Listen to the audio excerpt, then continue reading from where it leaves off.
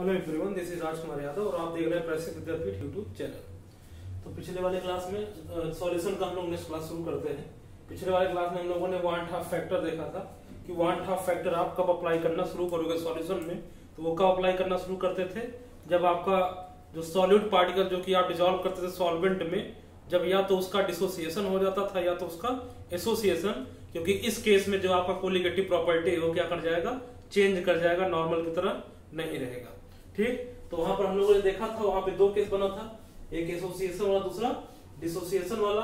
और कैसे उस जब हम लोग वांट हाफ फैक्टर अप्लाई करेंगे तब आप कैसे कोलिगेटिव प्रॉपर्टी का फॉर्मूला अप्लाई करोगे, इस पे भी हम लोग कल चर्चा कर चुके थे, जो इसके पर वीडियो था, लेक्चर नंबर 8।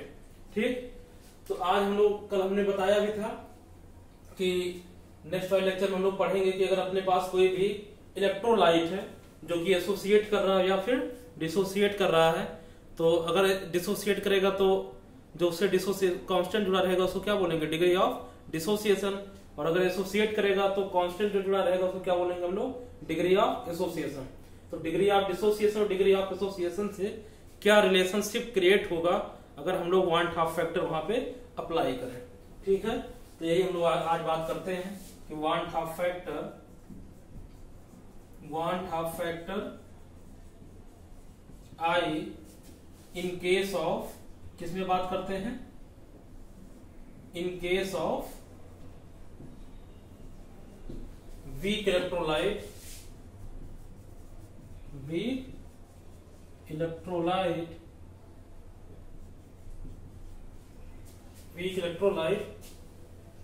और उसका जो डिग्री ऑफ डिसोसिएशन है डीओडी मतलब अल्फा। अगर ऐसा केस बनेगा तो आप कैसे अप्लाई करोगे, कैसे हम रिलेशनशिप निकाल पाएंगे वांट हाफ फैक्टर का अल्फा के साथ, उस पर हम लोग बात करते हैं। तो पहले मैं एक एग्जांपल के जरिए आपको समझा देता हूं। जैसे आपका वीक इलेक्ट्रोलाइट क्या है, एसिटिक एसिड है जो कि क्या है, वीक इन नेचर है, तो पार्शियली डिसोसिएट करेगा, एसिटेट आयन में गया प्लस किसमें गया, H प्लस आयन में। टाइम टी इक्वल टू 0 पर मान के चलते हैं कि इनका 100 मोल रहा होगा या 100 पार्टिकल है, जैसा भी आप एज्यूम करना चाहें। और ये कितना अभी 0 0, क्योंकि अभी ये डिसोसिएट किया है। Time t equal to equilibrium पे अगर हम लोग बात करें तो मानते हैं कि 100 में से अगर ये 50 डिसोसिएट कर गया होगा तो इसका भी 50 बना होगा, इसका भी क्या बना होगा, 50 बना होगा। ये आपका कौन सा वैल्यू है, थ्योरेटिकल वैल्यू कितना है 100। ये कौन सा वैल्यू है, ऑब्जर्व्ड कितना आपको दिख रहा है, 50 प्लस 50 प्लस यहाँ पे 100 माइनस 50, वो भी कितना बचा 50, मतलब ओवरऑल कितना आएगा 150 आ जाएगा। इतना भी बात सारे बच्चों को पता है।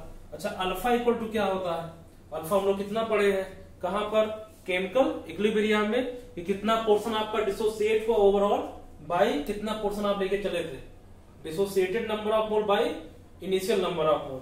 डिसोसिएट कितना हुआ 50, इनिशियल कितना था 100, यानी कि 0.5 इसका क्या आएगा, डिग्री ऑफ डिसोसिएशन का वैल्यू आएगा। अगर आपका एसिटेट जो आपका एसिटिक आयन है अगर वो क्या कर रहा है, सॉरी जो आपका एसिटिक एसिड है अगर वो डिसोसिएट कर रहा है तो। रही बात आई की, अगर हम लोग यहाँ पर आई निकालना चाहें तो क्या होता है, कौन सा colligative property, observed colligative property bye क्या होता है, थ्योरेटिकल कोलिगेटिव प्रॉपर्टी। कितना आ जाएगा इसका, ऑब्जर्व कितना हुआ 150 बाई 100, कितना आ जाएगा 1.5 आ जाएगा, ये आपका अल्फा का वैल्यू हुआ। ठीक, ये तो आपका एक, यहाँ पे आपको अल्फा भी पूरा पता था, यहाँ पर आप आई भी निकाल सकते हैं। अब इसी का एक मैं जनरल केस बना सकता हूं जहां से आप आराम से इसको कैलकुलेट कर सकते हैं। जैसे कि कोई भी हमने कंपाउंड ले लिया, Na नंबर ऑफ मोल था, या ऐसे कर लेते हैं An था, और टूटा किसमें, Na में, कोई दिक्कत नहीं है। यहाँ पर एक मॉलिक्यूल था किसमें टूट गया, N मॉलिक्यूल में वो डिसोसिएट कर गया। यहाँ पर जैसे हमने 2 बता दिया था, सारा केस वैसे ही रहेगा। टाइम टू इक्वल टू 0 पे मान लेते हैं कितना रहा होगा 1, तो ये 0 रहा होगा। Time to equal to equilibrium पे अगर कर ले तो 1 माइनस अल्फा निकला तो बनेगा कितना, n अल्फा। एक में से अल्फा डिसोसिएट कर गया तो ये हो गया। ठीक, अगर आप यहाँ से आई निकालना चाहें तो आई इक्वल टू कितना हो जाएगा, अगर आप यहाँ से ऑब्जर्व वैल्यू इसका निकाले कितना आएगा 1 minus alpha plus n alpha. तो ऑब्जर्व का वैल्यू कितना आ जाएगा 1 minus alpha plus n alpha. ठीक है, थ्योरेटिकल वैल्यू कितना था इसका 1 था। आई इक्वल टू होता क्या है, ऑब्जर्व सीपी बाई क्या हो जाएगा थ्योरेटिकल सीपी। बहुत सिंपल सा बात, अभी तो समझ गए होंगे। आई इक्वल टू अगर मैं वैल्यू निकालना चाहूं तो कितना आएगा 1 minus alpha plus n alpha by कितना आ गया 1 आ गया। ठीक, तो i equal to 1 minus alpha अगर कॉमन ले लें तो कितना आ जाएगा एन 1 माइनस एन आ जाएगा, एन माइनस 1 हो जाएगा क्योंकि हमने यहाँ पर क्या माइनस कॉमन ले लिया है। ठीक, यहाँ पे अगर माइनस कॉमन ले लेंगे तो क्या बचेगा यहाँ से माइनस एन अल्फा, तो ये निगेटिव में आएगा यानी कि 1 माइनस अल्फा बचेगा, क्या बचेगा सॉरी 1 माइनस एन बचेगा। ठीक, अब यहां से अगर करना चाहे तो alpha 1 minus n equal to भी कितना आ जाएगा 1 माइनस आई। ठीक, तो अल्फा इक्वल टू कितना आ जाएगा 1 minus i by 1 minus n. तो इस तरीके से आप अगर कोई भी मॉलिक्यूल जो कि वीक नेचर का है, वीक इलेक्ट्रोलाइट है, अगर वो डिसोसिएट कर रहा है, कितने पार्ट में टूटा है एन पार्ट में टूटा है, तो उसका जो 1/2 फैक्टर होगा और उसके कितने पार्ट में डिसोसिएट किया मतलब एन, तो उसमें क्या रिलेशनशिप होगा इसका फॉर्मूला आपके सामने रखा है। कितना है alpha equal to 1 minus 1/2 factor by कितना हो जाएगा 1 माइनस एन, जितने पार्ट में डिसोसिएट करेगा। ठीक, अगर आप यहाँ से माइनस कॉमन ले ले, एक बात और होता है अगर यहाँ से आप माइनस कॉमन ले लीजिए तो आप इसको और आसान कर सकते हैं। कितना हो जाएगा आई माइनस 1 बाई कितना आ जाएगा एन माइनस 1।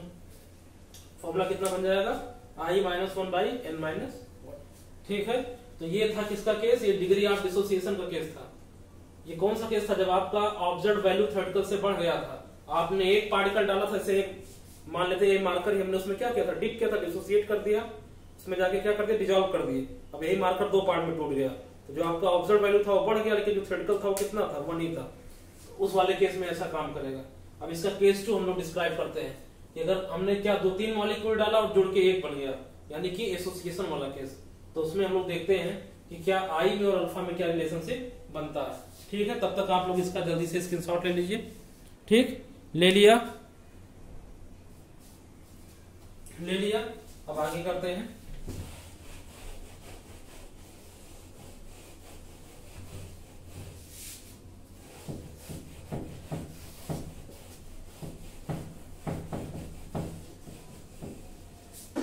अब आगे हम लोग कर रहे हैं डिग्री ऑफ, इस बार एसोसिएशन का केस करते हैं।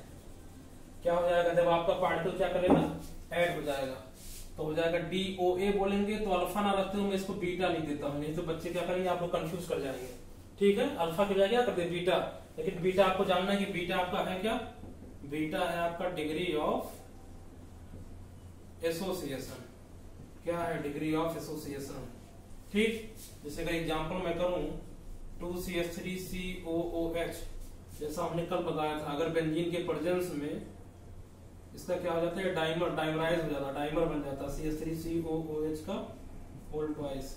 अगर लेके आप यहाँ पे 2 मॉलिक्यूल चलोगे तो यहाँ पर कितना बन जाएगा उसका 1 ही बन जाएगा, 2 लेकर चलोगे तो कितना बन जाएगा उसका 1 बन जाएगा। टाइम टू इक्वल टू 0 पे मानते हैं, अगर ये 100 पार्टिकल रहा होगा तो कितना 0 है।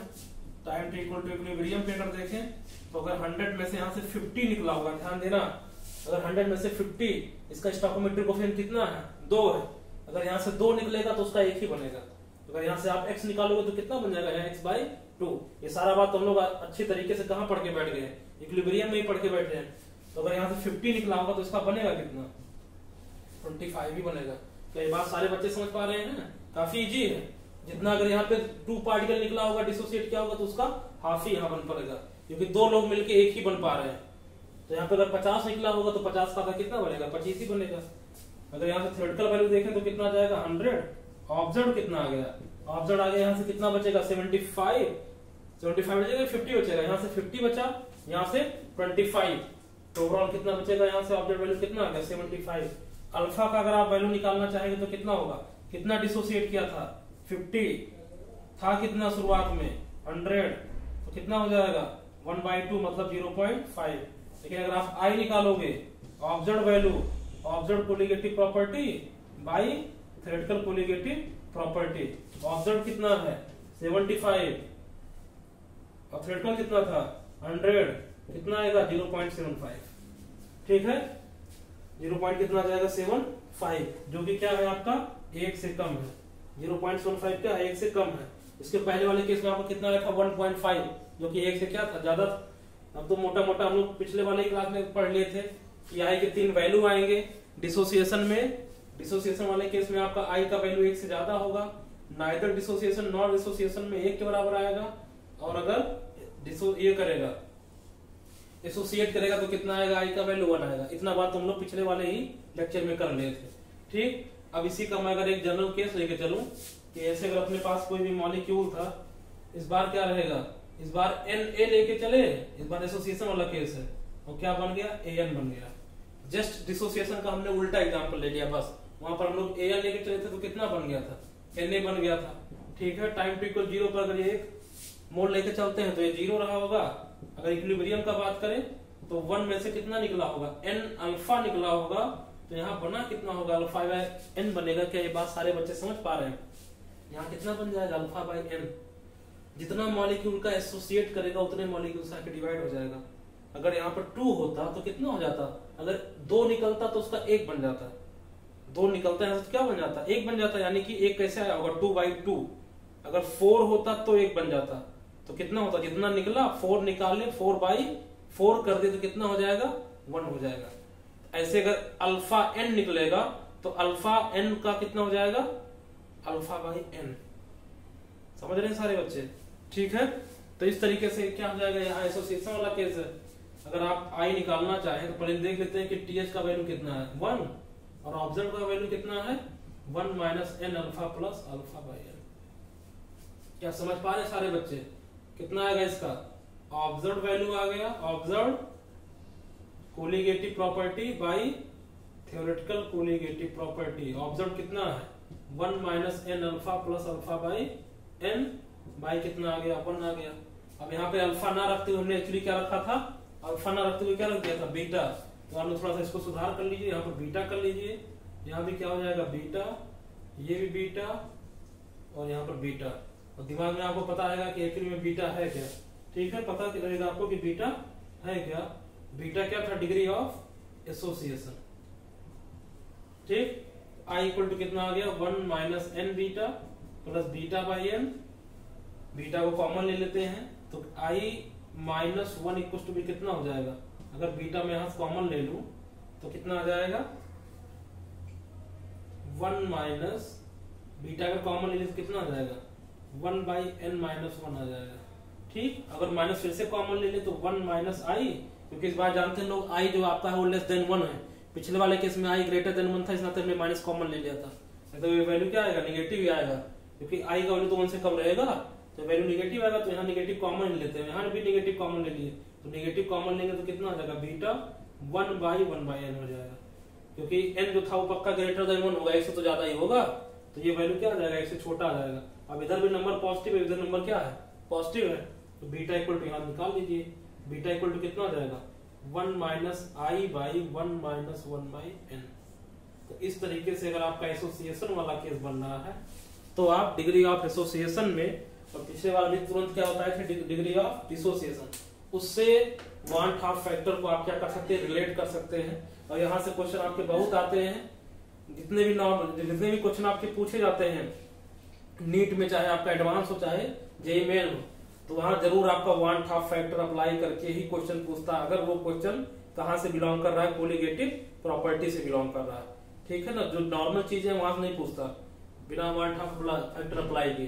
तो आप इसको आराम से, इसका भी जल्दी से स्क्रीनशॉट ले लीजिए, फिर आगे बढ़ते हैं। ठीक, अब आपके पास देखिए टॉपिक बचा हुआ है एजियोट्रॉपिक मिक्सचर। ठीक है, तो यहाँ तक स्क्रीनशॉट ले लिया, ले लीजिए जल्दी से।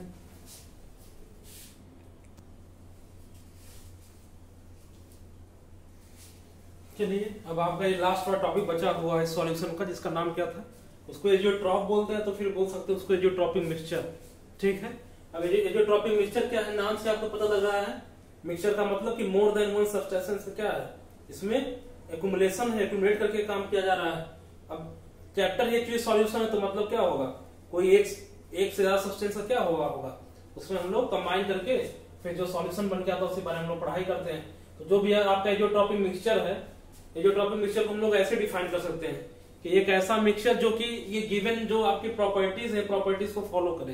पहला बात कि वो बाइनरी होना चाहिए, एजियोट्रॉपिक मिक्सचर क्या होना चाहिए, बाइनरी सॉल्यूशन होना चाहिए, मतलब उसमें दो सब्सटेंस मिलना चाहिए, एक आपका सॉल्यूट का काम करेगा और प्लस दूसरा किसका काम करेगा, सॉल्वेंट का, जिसका अमाउंट क्या रहेगा, लेस रहेगा, वो सॉल्यूट की तरफ बिहेव करेगा, और जिसका अमाउंट क्या रहेगा, मोर रहेगा या लार्जर रहेगा, वो किसका काम करेगा, सॉल्वेंट का काम करेगा।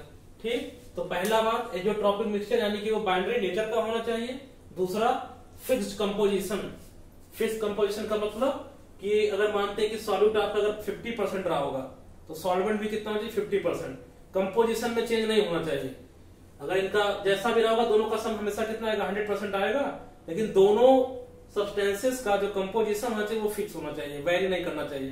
ठीक, ये दूसरा इसका खूबी है, प्रॉपर्टी या क्राइटेरिया कह लीजिए। और तीसरा क्या होना चाहिए, बॉइल्ड एट कांस्टेंट टेम्परेचर, कि जो भी आपका मिक्सचर बन के आएगा, जो भी आपका जब उसका फिक्स कंपोजिशन रहेगा, जो भी आपका मिक्सचर बन के आएगा उस मिक्सचर का जो बॉइलिंग पॉइंट होना चाहिए, जो बॉइलिंग टेम्परेचर होना चाहिए, वो वेरिएबल नहीं होना चाहिए, क्या होना चाहिए, फिक्स होना चाहिए। किसी एक खास टेम्परेचर पर ही पूरा का पूरा मिक्सचर क्या कर जाएगा, बॉइल कर जाएगा। ठीक, तीसरा चौथा प्रॉपर्टी क्या होना चाहिए कि fractional distillation is not possible. बड़ा कॉमन सेंस का बात है कि जब किसी एक खास टेम्परेचर पर ही वो बॉइल करेगा, क्योंकि हम लोग फ्रैक्शनल डिस्टिलेशन क्या जानते थे कि टेम्परेचर के बिहाफ पे ही दो सब्सटेंस को सेपरेट कर लेना जो प्रोसेस होता है उसे क्या बोलते हैं, फ्रैक्शनल डिस्टिलेशन। बहुत पहले से हम लोग को पढ़ाया गया है, 9th-10th में लोग देखे थे कि अल्कोहल अगर वाटर में रख दीजिए तो आराम से कन्वर्ट हो जाता है। अल्कोहल को आप अलग कर सकते हैं, वाटर को अलग। क्यों? क्योंकि दोनों का जो बॉइलिंग टेम्परेचर है उसमें काफी अंतर होता है। जो आपका एथाइल अल्कोहल है उसका बॉइलिंग पॉइंट कितना होता है, C2H5OH का, इसका कितना होता है बॉइलिंग टेम्परेचर 78 डिग्री सेल्सियस। लेकिन जो आपका वाटर है, प्योर वाटर, उसका कितना होता है 100 डिग्री सेल्सियस। और वो कौन से कंडीशन पर होता है, एटमॉस्फेरिक कंडीशन पर। मतलब जो उसका एटमॉस्फेयर का प्रेशर होता है उस समय कितना होता है 1 atm। तो इसके बीच में कितना, लगभग 22 डिग्री सेल्सियस का गैप है दोनों के बॉइलिंग पॉइंट में। तो गैप रहेगा तो आप आराम से हीट करोगे, जब ये अपने बॉइलिंग पॉइंट में पहुंच जाएगा, वेपर में कन्वर्ट हो गया, तो आप उसको अलग कंटेनर में जाके फिर कंडेंस करवा दीजिए, हो गया। और जो आपका वाटर रहेगा तब तक वाटर तो बॉइल ही नहीं करेगा। तो इस तरीके से आपका अल्कोहल अलग हो गया, वाटर अलग हो गया। इसी प्रोसेस क्या बोलते हैं, फ्रैक्शनल डिस्टिलेशन। लेकिन एजियोट्रॉपिक मिक्सचर का पॉइंट क्या है, पॉइंट नंबर 3, जब वो एक पूरा का पूरा मिक्सचर ही किसी कांस्टेंट टेम्परेचर पे बॉइल करेगा तो आखिर दोनों मिक्सचर एक साथ बॉइल कर जाएगा ना। दोनों मिक्सचर से मानते हैं कि A+B से मिलके बना रहा होगा आपका एजियोट्रॉपिक जो मिक्सचर है, एजियोट्रॉपिक मिक्सचर। इनका भी कुछ ना कुछ मानते हैं, इसका X% रहा होगा, इसका कितना Y%। दोनों का एकदम फिक्स है, X + Y = कितना 100%। ठीक, इतना बात आया। तो अगर जब पूरा का पूरा मिक्सचर ही किसी एक कांस्टेंट टेम्परेचर में बॉइल कर जाएगा तो दोनों एक साथ जब बॉइल कर जाएंगे तो आप अलग कैसे कर पाओगे। दोनों अगर बॉइल करेगा तो दोनों गैसियस फेज में भी एक साथ पहुंचा, कंडेंस करेंगे तो फिर लिक्विड फेज में एक ही साथ आ जाएगा, तो आप अलग कर ही नहीं पाओगे। इस नाते वाला पॉइंट लिखा गया कि फ्रैक्शनल डिस्टिलेशन उसका पॉसिबल नहीं होना चाहिए अगर वो अपने आप को क्या बोल रहा है कि वो एजियोट्रॉपिक मिक्सचर होना चाह रहा है। ठीक है, यहां तो समझे सारे बच्चे। एक और पॉइंट है इसका कि जो मोल फ्रैक्शन होगा, अगर मानते कि A होगा तो मोल फ्रैक्शन A का किसमें, लिक्विड फेज में, ये बड़ा इंपॉर्टेंट पॉइंट है। और इसका मोल फ्रैक्शन A का इस केस में मान लेते हैं गैसियस फेज में, ये किसमें है, गैसियस फेज में। ये बराबर होना चाहिए अगर वो अपने आप को एजियोट्रॉपिक मिक्सचर बोल रहा है तो। A को मान लेते हैं कि एक कोई सब्सटेंस A, अरे मिक्सचर है ना, और दूसरा क्या है B मान लेते हैं। ये क्या है, इसका भी जो लिक्विड फेज में मोल फ्रैक्शन वो X है, और इसका जो गैसियस फेज में वो कितना है, YB है। A और B से मिलके क्या बना था आपका एजियोट्रॉपिक मिक्सचर बना था। अब इसी में से कोई एक सॉल्वेंट का काम किया होगा, कोई सॉलिड का काम किया होगा। ये दोनों मिला के A मानते हैं कि आपका अगर सॉल्वेंट का काम किया होगा, कोई भी बन सकता है, कोई दिक्कत नहीं, B भी सॉल्वेंट बन सकता होगा, लेकिन हमने ऐसे एज्यूम कर लिया समझाने के लिए। ठीक है, तो इनका जो मोल फ्रैक्शन A का जो मोल फ्रैक्शन होगा वो उसके लिक्विड फेज वाला उसी के गैसियस फेज के मोल फ्रैक्शन के बराबर होना चाहिए। और सेम केस किसका होना चाहिए, जो आपका सॉलिड का काम कर रहा है B। अगर ये 5 क्राइटेरिया फॉलो कर रहा है, अगर ये 5 क्राइटेरिया आपका फॉलो कर रहा है तो ऐसे सॉल्यूशन को हम लोग क्या बोलते हैं, एजियोट्रॉपिक मिक्सचर के नाम से जानते हैं। उसको क्या बोलते हैं, एजियोट्रॉपिक मिक्सचर। अब आप इसको आराम से लिख सकते हैं कि the mixture which follows the following criteria. कौन कौन से नाम लिख दिया 5 एक तरफ से, ठीक है ना। इसको हम लोग बोलते हैं एजियोट्रॉपिक मिक्सचर। तो एक तो बात समझ में आ गया है कि वो कांस्टेंट टेम्परेचर पे बॉइल करेगा, और जब कांस्टेंट टेम्परेचर पे बॉइल करेगा तो फ्रैक्शनल डिस्टिलेशन तो नहीं हो सकता। ठीक है, क्या यहाँ तो सारे बच्चे सीखे। लेकिन जब हम लोग फ्रैक्शनल डिस्टिलेशन करवाते हैं, ध्यान दीजिए, अभी एक और बात आएगा। ये वाला जो बात है पॉइंट नंबर 5 वाला, इसमें क्या है कि मोल फ्रैक्शन उसका लिक्विड फेज में और गैसियस फेज में दोनों बराबर होना चाहिए एजियोट्रॉपिक मिक्सचर। ऐसा होता है क्योंकि जब हम लोग फ्रैक्शनल डिस्टिलेशन करवाते हैं तो वहां पे जो भी आपका सॉल्वेंट, मतलब जो भी आपका सॉलिड या सॉल्वेंट रहता है, मतलब जिससे भी मिलकर आपका सॉल्यूशन बना होगा ओवरऑल, उसमें जो दोनों अलग अलग कंपोनेंट होते हैं उनका ये वाला बात बराबर नहीं होता। मतलब मोल फ्रैक्शन किसका, गैसियस फेज में या लिक्विड फेज में दोनों एक दूसरे के बराबर नहीं होता। अगर बराबर हो जाएगा तो आप फ्रैक्शनल डिस्टिलेशन कर ही नहीं पाएंगे। ठीक है, मैं करके दिखाता हूँ। ठीक है, अपना कर लीजिए जल्दी से। ठीक है, तो देखते हैं क्या कर लिए। कभी जो हम बोले थे कि अगर कांस्टेंट टेम्परेचर पे अगर आपका सॉल्यूशन का जो मिक्सचर है अगर उसका बॉइलिंग पॉइंट रहेगा तो उसमें आपका जो मोल फ्रैक्शन होगा सेम सब्सटेंस का उसके लिक्विड फेज में उसके गैसियस फेज में कभी बराबर नहीं होगा। एक एग्जांपल लेते हैं, ऐसे अल्कोहल वाला C2H5OH प्लस वाटर, ये बताइए कौन सा एग्जांपल है। नॉन आइडियल सॉल्यूशन का कौन सा, पॉजिटिवली डेविएटेड होना, आप जाकर देख सकते हैं। ये कौन सा एग्जांपल था, पॉजिटिवली डेविएटेड। मतलब इसका जो वेपर प्रेशर होगा वो क्या हो जाएगा, ज्यादा बनेगा ना। इसका जो कर्व था क्या होता था, जो आपका राउंड लॉ था उसके ऊपर से निकल जाता था, यानी कम ही टेम्परेचर पे आपका ज्यादा से ज्यादा क्या करता था, वो वेपर फॉर्म कर जाता था। अब इसमें क्या है, हमने इसको हीट करना शुरू कर दिया। ये वाटर प्लस इसका है अल्कोहल का मिक्सचर है। अल्कोहल का जो बॉइलिंग पॉइंट वो कितना है, 78 डिग्री सेल्सियस। ये किसका है, BP ऑफ C2H5OH का। जो BP है इसका boiling point of H2O pure water का कितना है, 100 डिग्री सेल्सियस। इतना सारे बच्चों को पता होगा। ठीक, लेकिन जैसे आपका 78 डिग्री पर ये मामला पहुंचा होगा तो जो भी आपका अल्कोहल होगा वो अपने वेपर फॉर्म में बनके यहाँ से निकलेगा। हमने एक क्या लगा दिया, पाइप के जरिए, और जाके एक यहाँ पर क्या लगा दिया था, फ्लास्क लगा दिया, जहां पर आपका ये अल्कोहल इसके रास्ते से होके यहाँ जाके इकट्ठा होना शुरू होगा। अभी ये गैसियस स्टेज में था, लेकिन यहाँ पर क्या कर दिया, थोड़ा सा कोल्ड में इसको कहाँ जाकर रख दिया, किसी कोल्ड जोन में, जिससे क्या हो जाएगा, फिर कंडेंसेशन के जरिए यहाँ पर आपका लिक्विड के फॉर्म में यहाँ अल्कोहल होना शुरू हो जाएगा। कंडीशन देखिए हमने क्या बोला था, तो इस वाले केस में जो भी आपका बाइनरी सॉल्यूशन है या बाइनरी मिक्सचर ये था, जो आपका एजोट्रॉपिक मिक्सचर, उसका हमने केस क्या बताया था, इसका जो मोल फ्रैक्शन उसके गैसियस फेज में होना चाहिए, वही मोल फ्रैक्शन उसके लिक्विड फेज में होना चाहिए। यही तो भी बताए थे, लिक्विड फेज में। ये कौन सा कंडीशन था, अगर वो अपने आप को एजोट्रॉपिक मिक्सचर बोल रहा है तो। लेकिन यहां पर देखिए क्या है, हमने उसका क्रॉस पॉइंट भी आपको बताया था कि अगर फ्रैक्शनल डिस्टिलेशन होगा, जहां भी अगर आपका फ्रैक्शनल डिस्टिलेशन पॉसिबल है, वहां ये वाला पॉइंट पक्का नहीं होगा। उसी को मैं यहाँ वेरीफाई कर रहा हूँ। ठीक है, अगर इसका मोल फ्रैक्शन हो रहा है, ये बात सबको पता है, क्योंकि दोनों का बॉइलिंग पॉइंट में काफी गैप है। तो होगा क्या, यहाँ कुछ ना कुछ तो मोल फ्रैक्शन इसका रहता है। अल्कोहल का अगर गैस लिक्विड फेज में मानते मोल फ्रैक्शन कितना था, इतना। लेकिन जब धीरे धीरे यहाँ से हीट करने लगे तो इसी का ही तो कुछ मॉलिक्यूल निकल के गया, इससे गैस में बन गया, इसी के गैस से मॉलिक्यूल में कन्वर्ट हो गया। वहां आपका तो वाटर है नहीं, वहां पर आपका वाटर थोड़ी ना गया, वहां पर केवल कौन गया, अल्कोहल गया। तो उसका मोल फ्रैक्शन कुछ ना कुछ होगा, कितना होगा, Y C2H5OH। तो क्या x आपका y के बराबर यहाँ होने का पॉसिबल है, बिल्कुल नहीं पॉसिबिलिटी है, क्योंकि इसी से ही कुछ मॉलिक्यूल निकल के जा रहा है, तो कहीं ना कहीं x में चेंज आता रहेगा। और यहाँ पर आपका वाटर तो है ही नहीं, यहाँ पूरा का पूरा प्योर क्या है, अल्कोहल है, तो उसका मोल फ्रैक्शन एक्चुअली 1 ही होगा। ये जो गैसियस फेज में है इसका मोल फ्रैक्शन कितना हो जाएगा, वहां पर 1 हो जाएगा। तो x और जो आपका y ये कभी बराबर होगा ही नहीं। ठीक है, यही सेम केस किसके बराबर हो जाएगा, वाटर। जब आप 100 डिग्री पर पहुंचेंगे तो पूरा का पूरा अल्कोहल निकल चुका होगा। उस समय अगर मोल फ्रैक्शन देखेंगे तो यहाँ पर किसका, ऐसे वाटर का मानते हैं x ऑफ वाटर, वो भी किसमें, लिक्विड फेज में। और ये क्या हो जाएगा, y ऑफ वाटर, वो भी किसमें, गैसियस फेज में। ये भी क्या होगा, बराबर नहीं होगा। क्यों, क्योंकि आपका सारा अल्कोहल निकल चुका होगा। यहाँ पर फिर क्या बचेगा, प्योर वाटर, उसका भी मोल फ्रैक्शन कितना हो जाएगा, 1 हो जाएगा। यानी कि यहाँ पर आपका क्या पॉसिबल है, यहाँ पर आपका फ्रैक्शनल डिस्टिलेशन पॉसिबल है। तो जहां जहां फ्रैक्शनल डिस्टिलेशन पॉसिबल होगा वहां ये वाला पॉइंट पक्का वैलिड नहीं होगा। ये पॉइंट जानना बहुत जरूरी, बहुत बच्चों को ये बात नहीं पता रहता, ऐसा क्वेश्चन आता रहता है। ठीक है ना, यानी कि दोनों के दोनों क्या है, एक दूसरे के क्या है, कॉम्प्लीमेंट्री वर्ड है। ये दोनों एक दूसरे के हमेशा क्या है, विरोध करेंगे, सॉरी क्या, वायलेट करेंगे दूसरे का, हमेशा क्या करेंगे, दोनों का विरोध करेंगे। दोनों पॉइंट एक साथ जस्टिफाई नहीं हो सकता। ठीक, अब जो आपका एजोट्रॉपिक मिक्सचर वो होता है 2 तरीके का, एक मिनिमम बॉइलिंग पॉइंट का होता है, दूसरा क्या होता है, मैक्सिमम बॉइलिंग पॉइंट का। ठीक है, तो उसको हम लोग बात करते हैं।